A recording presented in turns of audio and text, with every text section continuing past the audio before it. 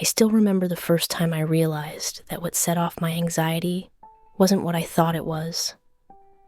It wasn't the late night deadlines. It wasn't the messy house. It wasn't even the big arguments. It was something smaller, quieter, almost invisible until I stopped long enough to notice. For me, it was the sound of my phone buzzing when I wasn't ready to talk to anyone. One tiny vibration, and suddenly my chest tightened, my shoulders curled in, and my mind started racing.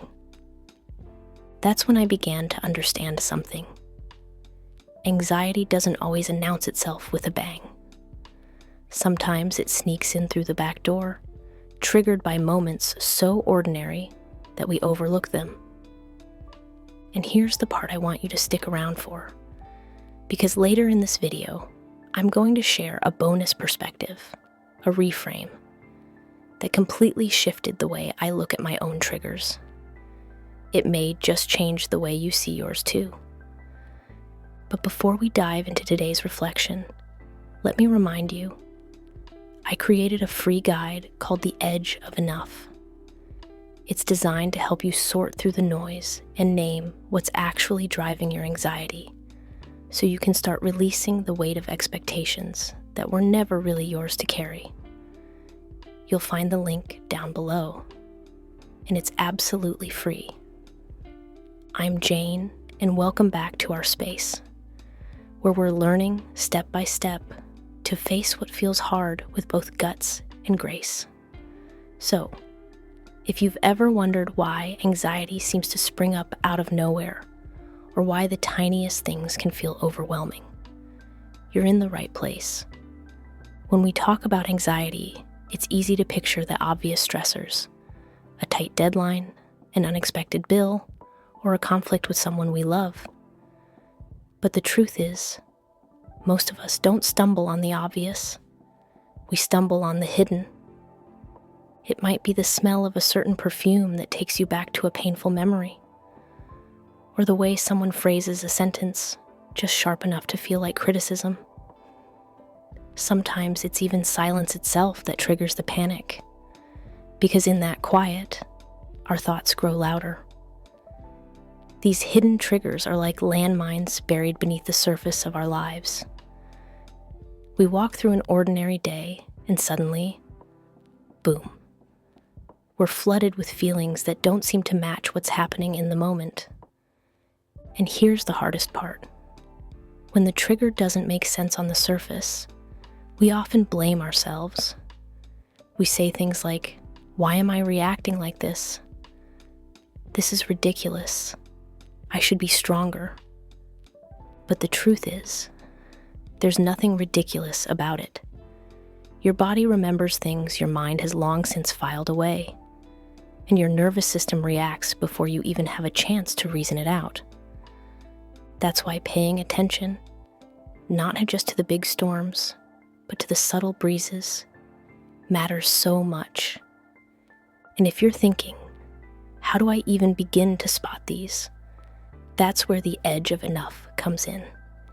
It's a simple, free guide I put together to help you slow down, notice the little sparks before they become wildfires, and begin to name what's really weighing on you. You can download it anytime from the link below. Because sometimes naming a trigger is the first act of courage. Let me ask you something. When was the last time you paused to connect the dots between your anxious moments? For me, I started keeping a small journal. Nothing fancy. Just a few scribbled notes when I felt my chest tighten or my breath shorten. And what I found was eye-opening. I noticed that my anxiety spiked not after the big events, but before them. Not after the meeting, but the hour before the meeting. Not after a hard conversation, but the moment I knew it was coming. That pattern told me something about myself. That anticipation, not conflict itself, was my biggest trigger. For you, it might be something different. Maybe it's crowded spaces. Maybe it's an unexpected change. Maybe it's when your plans get derailed, no matter how small. Our patterns are deeply personal, shaped by 100 experiences that only we've lived. And yet, when we start to notice them, they lose a little bit of their power. Because instead of feeling ambushed by anxiety, we begin to recognize its footsteps. And recognition is the beginning of change. Here's the part that doesn't sound very glamorous. Sometimes the only way through a trigger is to sit with it, not run from it, not shame yourself for it, not push it down until it bursts out later. I think of it like sitting next to an uninvited guest. You don't have to serve them dinner or let them rearrange your furniture, but you can acknowledge they're in the room. When my anxiety rises, I've started saying quietly to myself, I see you. I know you're here, but you don't get to drive. It's a practice of honesty and boundaries at the same time. And while it doesn't make the feeling vanish instantly, it does something important. It makes me the one holding the authority, not the anxiety. You might experiment with this. The next time a trigger hits, pause, breathe, name it. Remind yourself that you are more than this single surge of fear. Because in that pause, you are changing your inner voice and modifying forever how you will react to anxiety going forward. Before we close, let me share the reframe I promised at the beginning. The one that shifted the way I look at my own triggers. For a long time, I thought my triggers were my enemies. I saw them as proof that I was broken or weak or behind everyone else who seemed to be handling life better. But then I realized triggers are not signs of weakness. They're signs of where healing is still waiting to happen.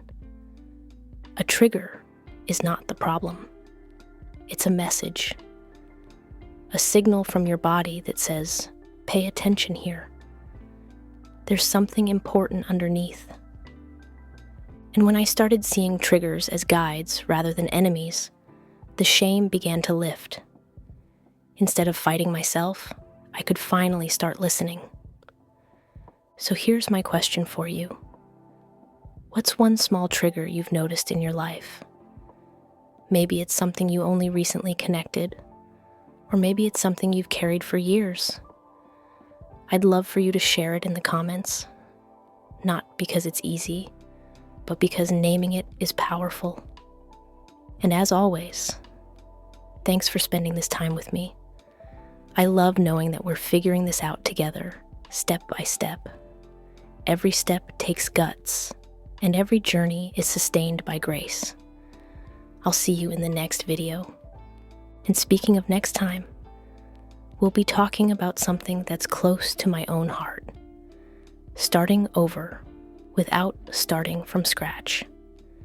If you've ever wondered how to rebuild without erasing everything you've already lived and learned, you won't want to miss it.